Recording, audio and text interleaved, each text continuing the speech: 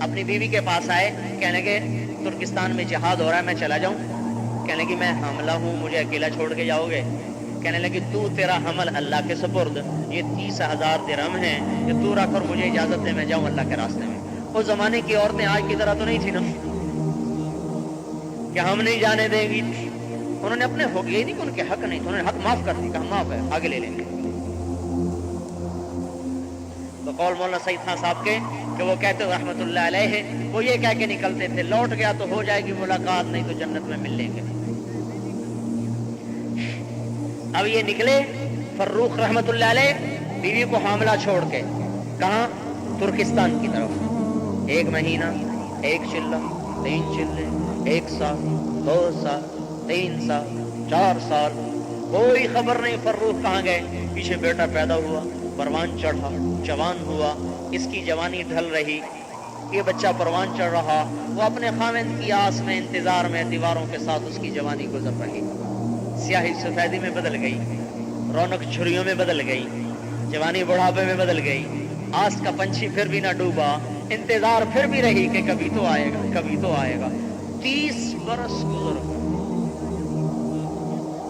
پر روح کا پتہ ہی کوئی, کبھی خبر آئے کہ زندہ ہے, کبھی خبر آئے شہید ہو گئے. ایک رات میں ایک بڑے میاں ہتھیار سجائے ہوئے مدینے میں داخل ہوئے. لوگ عشاء پڑھ کے لوٹ چکے اور اپنے گھوڑے پہ دل کی چال چلتے آ رہے. ان خیالات میں غلطاں و پیشاں, پریشان حیران. یہ کون ہے؟ یہ وہ جوان ہے جو آج سے 30 برس پہلے نکلا تھا کالی داڑھی کے ساتھ, آج لوٹا ہے سفید داڑھی کے ساتھ. فروخ اس سوچ میں ہے کہ بیوی زندہ بھی ہے یا مر گئی, حاملہ تھی, کیا ہوا. 30 برس میں تو نسل ختم ہو جاتی ہے, کوئی مجھے پہچانے گا بھی صحیح کہ نہیں پہچانے گا. انہی خیالات میں اور انہی افکار میں ڈوبے ہوئے چلتے چلتے آہستہ آہستہ اپنے گھر کے دروازے پر پہنچے. گھر کا دروازہ نہیں کیسے کھلا رہ گیا تھا تو گھر کے اندر داخل ہو گئے. گھوڑے سمیت جو اندر, وہ گھوڑے سے اترے, گھوڑے کی آواز, ہتھیاروں کی آواز. ان کے بیٹے تھے ربیعہ, وہ اٹھ کے کھڑے ہوئے, دیکھا تو چاندنی میں ایک بڑے میاں گھوڑے کی لگام پکڑے, ہتھیار سجائے کھڑے ہوئے. ان کے تن بدن میں آگ لگ گئی. نے آگے بڑھ کے یوں ان کو گریبان سے پکڑا. اب بڑے میاں تجھے شرم نہیں آتی؟ مسلمانوں کے گھر میں بغیر اجازت کے داخل ہوتے, پردے دار گھر میں. اب یہ بیچارے گھبرا گئے, انہوں نے یوں سمجھا کہ شاید میں غلطی کھا گیا, کسی اور گھر میں آ گیا. 30 برس. کہنے لگے بیٹا معاف کر دینا, میں یہ سمجھا یہ میرا گھر ہے, میں اپنا گھر سمجھ کے آ گیا. تو انہوں نے نا غور جھٹکا دیکھا, اچھا شرم بھی نہیں آتی جھوٹ بولتے ہوئے, ایک غلط کام کیا, گزرے گناہ بدتر از گناہ, اوپر سے کہ تو گھر میرا ہے, چلو میں تمہیں قاضی کے پاس لے کے چلتا ہوں. اب یہ معذرت کر رہے, وہ غصہ دکھا رہے. اس آوازیں بلند ہوئی تو ماں کی آنکھ کھل گئی, اوپر چوبارے پہ لیٹی ہوئی. انہوں نے جو کھڑکی کھول کے جو دیکھا تو 30 برس کی ریل چلتے چلتے چلتے چلتے چند سیکنڈ میں 30 برس کی منزل طے ہوئی, اور بوڑھے فروخ میں جوان فروخ کی جھلکیاں نظر آنے لگی اور ان کی چیخ نکل گئی. تو انہوں نے گھبرا کے دیکھا میری ماں کو کیا ہوا, گھبرائے نکلی.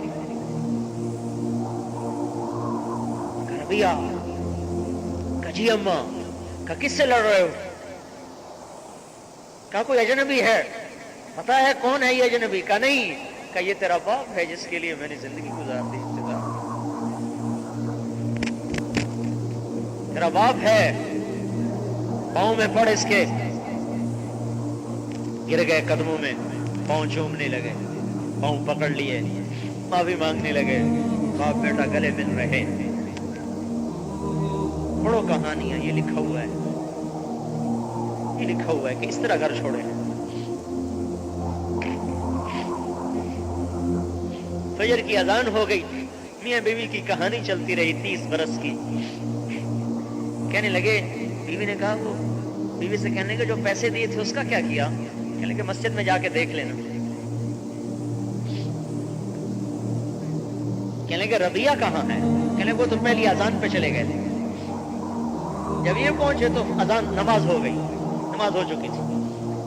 تو اپنی نماز پڑھی اور روضہ پر تشریف لائے صلاۃ و سلام پڑھنے کے لیے کہ اس وقت روضہ اطہر مسجد سے باہر تھا. تو آ کر اپنی محبت میں 30 برس کی قضائیاں دینے لگے. سلام پڑھتے رہے. اتنے میں جو نظر پڑی تو مسجد کھچ کھچ بھر چکی اور ایک نوجوان مسند میں بیٹھا درس دے رہا.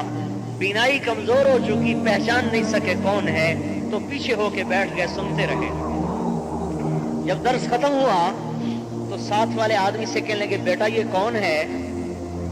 تو وہ کہنے لگے بڑے میاں چچا جان معلوم ہوتا ہے آپ مدینے کے نہیں ہیں، آپ ان کو نہیں جانتے، مدینے کے امام کو نہیں جانتے؟ کہ بیٹا میں ہوں تو مدینے کا، آیا بڑے مدت کے بعد. آئیے ربیہ ہیں مالک کے استاد، ابو حنیفہ کے استاد، سفیان ثوری کے استاد، سفیان بن عیینہ کے استاد اور یحییٰ بن معین کے استاد. اور یہ ان کی تعریف جیسے کوئی عقیدت میں تعریف کرتا ہے نا. تو انہوں نے کہا بیٹا لم تنتسبہ الیہ، تو نے نام تو بتایا، اس کے باپ کا نام ہی نہیں بتایا. عرب میں دستور ہے باپ کا نام ساتھ بتاتے ہیں، تو جذبے میں امام کہہ کر ربیہ کہہ کر نام نہیں بتایا. کلم تنتسبہ الیہ، تو نے یہ تو بتایا نہیں بیٹا کس کا ہے. کہا چچا جان یہ فروخ کا بیٹا ہے، اس کا باپ چلا گیا تھا اللہ کے راستے میں، آج تک لوٹ گیا.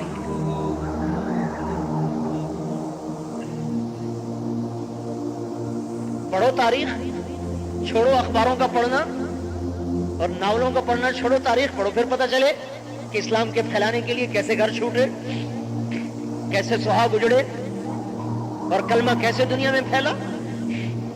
ایسے تو نہیں رضی اللہ عنہ بن گئے تھے، مفت میں بن گئے. قرآن پکار پکار کے بولا کہ جنت واجب ہوگی، ایسے ہی. اس تبلیغ کو ادھر ہم منسوخ کر رہے ہیں، اپنی طرف نہیں کر رہے ہیں. ادھر ہے ادھر، ہم بھی ادھر دوڑ رہے ہیں. آپ سے کہہ رہے ہیں آپ بھی ادھر ہی دوڑیں.